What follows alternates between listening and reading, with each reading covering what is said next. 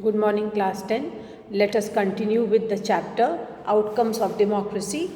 We have to continue from page 95, second paragraph. In actual life, democracies do not appear to be very successful in reducing economic inequalities. In class 9 economics textbook, you have already studied about poverty in India. The poor constitute a large proportion of our voters, and no party will like to lose their votes. Yet, democratically elected governments do not appear to be as keen to address the question of poverty as you would expect them to do. The situation is much worse in some other countries. In Bangladesh, more than half of its population lives in poverty. People in several countries, poor countries, are now dependent on the rich countries even for food supplies. Accommodation of social diversity. Do democracies lead to peaceful and harmonious life among citizens? It will be a fair expectation that democracy should produce a harmonious social life. We have seen in earlier chapters how democracies accommodate various social divisions. We saw in the first chapter how Belgium has successfully negotiated differences among ethnic populations. Democracies usually develop a procedure to conduct their competition. This reduces the possibility of these tensions becoming explosive or violent. No society can fully and permanently resolve conflicts among different groups, but we can certainly learn to respect these differences, and we can also evolve mechanisms to negotiate the differences. Democracy is best suited to produce this outcome.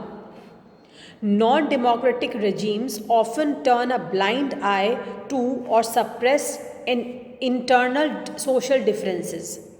Ability to handle social differences, divisions and conflicts is thus a definite plus point of democratic regimes. Underline this. Ability to handle social differences, divisions and conflicts is thus a definite plus point of democratic regimes. But the example of Sri Lanka reminds us that a democracy must fulfill two conditions in order to achieve this outcome. It is necessary to understand that democracy is not simply rule by majority opinion. The majority always needs to work with the minority so that the government functions to represent the general view. Majority and minority opinions are not permanent. That means today what section of population is majority can be a minority tomorrow, and vice versa. It is not that the majority and the minority opinions remain the same. Their opinions can differ. Today, if I form a certain opinion about a certain political party, tomorrow my opinion can change. So, opinions can always keep on differing. That cannot be permanent. It is also necessary that rule by majority does not become rule by majority community in terms of religion or race or linguistic group, etc. Rule by majority means that in case of every decision or in case of every election, different persons and groups may and can form a majority. Democracy remains democracy only as long as every citizen has a chance of being in majority at some point of time. Again, it means almost the same thing, that today if I have an opinion about a certain political party. I form an opinion about certain thing. My opinion can always keep on changing. So it is written that as long as the citizens can get a chance to express their opinion, even if the opinion is changing every now and then, even if they differ in their opinion. Last year they had some different viewpoint, today they differ in their opinion. But democracy remains democracy as long as every citizen has a chance of being in majority at some point of time. That means if every citizen gets a chance to express himself, be a part of that majority population who holds an opinion, who forms an opinion, then democracy can be called truly a democracy. If someone is barred from being in majority on the basis of birth, then the democratic rule ceases to be accommodative for that person or group. So it means that the person should not be barred or stopped from forming a majority or being a part of that majority just because he belongs to this caste or that caste. He belongs to a family where the people belong to the lower middle class, or depends upon birth he is a scheduled caste or he is a minority, etc., etc. All these things should not be the basis of forming a majority. The person should be free. If it is truly a democracy, then the person should be free, the citizen should be free to be a part of the majority at least at some point of time. Dignity and freedom of the citizens. Democracy stands much superior to any other form of government in promoting dignity and freedom of the individual. Every individual wants to receive respect from fellow beings. Often, conflicts arise among individuals because some feel that they are not treated with due respect. The passion for respect and freedom are the basis of democracy. The passion for respect and freedom are the basis for democracy. Important. Democracies throughout the world have recognized this, at least in principle. This has been achieved in various degrees in various democracies. For societies which have been built for long on the basis of subordination and domination, it is not a simple matter to recognize that all individuals are equal. Take the case of dignity of women. Most societies across the world were historically male-dominated societies.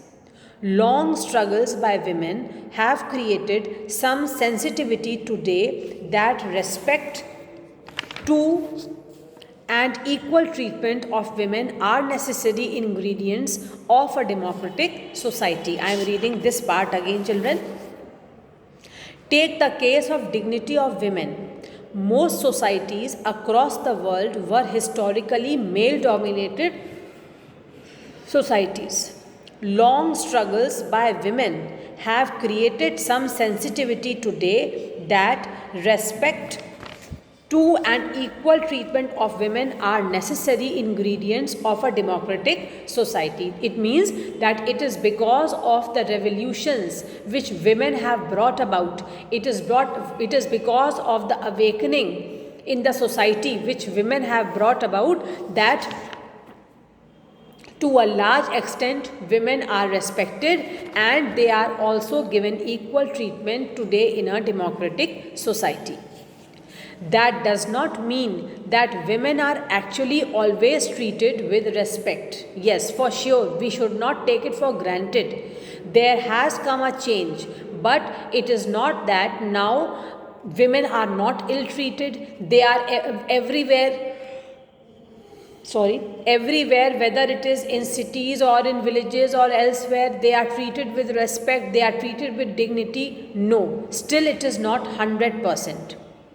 But once the principle is recognized, it becomes easier for women to wage a struggle against what is now unacceptable legally and morally. So it means that at least this much change has come, that if women see that they are treated illegally, they are not given dignity in the society, they are not getting proper treatment in the society, they are not treated with respect in the society, they can always raise their voice and start a struggle, they can start feminist movements, because this kind of awakening has now come among women.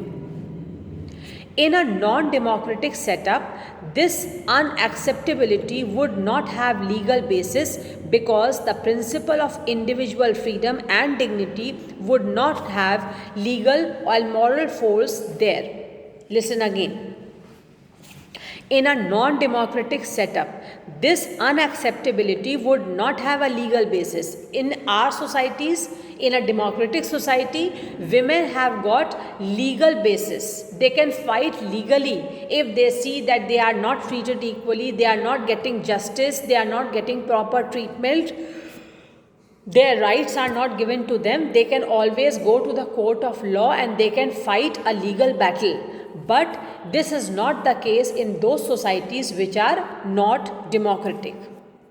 In a non-democratic setup, this unacceptability would not have a legal basis, because the principle of individual freedom and dignity would not have legal and moral force there. They are legally and morally, they are not given that strength. That is why women in non-democratic societies, they can't fight legally.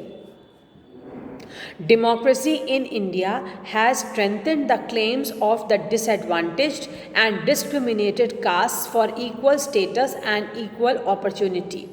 Because in our country, we have a legal background, we can fight legally. So in a democratic country like India, even the disadvantaged and the discriminated castes can fight for equal status and for equal opportunity. There are instances still of caste-based inequalities and atrocities, but these lack the moral and legal foundations. Perhaps it is the recognition that makes ordinary citizens value their democratic rights, because they are now recognized. The backward classes, the poor people, they also have some recognition in the society. They know that if any injustice is done to them, they can fight legally. That is why they know, even ordinary citizens know, that they have a value, their existence has some value in a democratic setup. Expectations from democracy also function as the criteria for judging any democratic country. Expectations from democracy also function as a criteria for judging any democratic country. That means what we are expecting our country to do for us. What citizens expect that in a democracy, in a democratic country, what should the government do for us? That expectation also is a criteria for judging a democratic country. That means if the country, a democratic country, is fulfilling the demands of the citizens, is fulfilling the expectations of the people, is fulfilling all the expectations of the people, then it is proving itself to be a truly democratic country. What is most distinctive about democracy is that its examination never gets over. Very important. What is most distinctive about democracy is that its examination never gets over. That means our expectations from our government, from our democratic setup, never ends. If today we want such and such thing, and the government does everything, it leaves no stone unturned, it does everything to fulfill the expectations of the people, then tomorrow we may expect something else, day after tomorrow some new demand may come. So democracy is always giving one examination after another.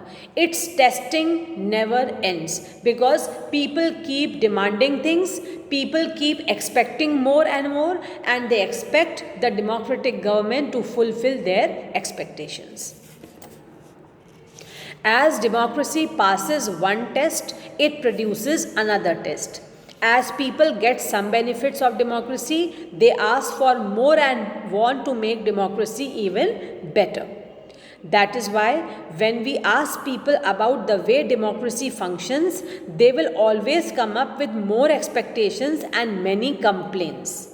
Whenever, if you talk to people around you, you will also see that they want so many things the government to do.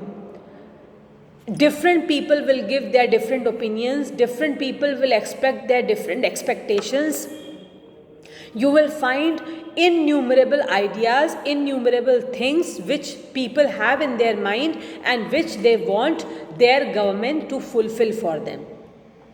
So the test of democracy never ends. People want more and more. If they get some benefits, they want more. Every time their demand increases, every time their expectation increases. That is why when we ask people about the way democracy functions, they will always come up with more expectations and many complaints. Always you will find people have some complaint from the government or the other. They are never 100% satisfied, never 100% happy. Today they want this, tomorrow they will want this. If the government does not fulfill their needs and expectations, then they will grudge, they will complain, and they will show their they will show that they are not very happy with the functioning of the government. The fact that people are complaining is itself a testimony to the success of democracy. See, from whom do you want? From whom do you demand? You demand from those whom you know that they can fulfill the demand. If you want something, if you want to eat a particular kind of dish, you will demand that from your mother, because you know that if you will put your demand will be fulfilled. You will never like to go to such a person, you will never like to go to such people whom you know are useless, they are not worthy of anything, and they will never do what you want them to do. They can never fulfill your wishes. You will never want to go to such people. So if people are putting up their expectations, if people are expressing their wishes, it shows that democracy is functioning properly. They are happy with the government, they are satisfied with the government, because they know that if they will put forth their demand, the government will fulfill their demand. The government is capable enough, the country is capable enough to fulfill the expectations of its citizens. That is why you can take it positively that if people are complaining and they are expecting more and more, that means they know somewhere or the other that the government has the potency, it has the capability to fulfill the demands of its citizens. So in other way you can say that it shows the success of democracy. The fact that people are complaining is itself a testimony to the success of democracy. It shows that people have developed awareness and the ability to expect and to look critically at the power holders and the high and the mighty. Underline this. If people are complaining, what does this show? It shows that people have developed awareness. They are aware of their rights, they are aware of what the government should do for them, what the government can do for them.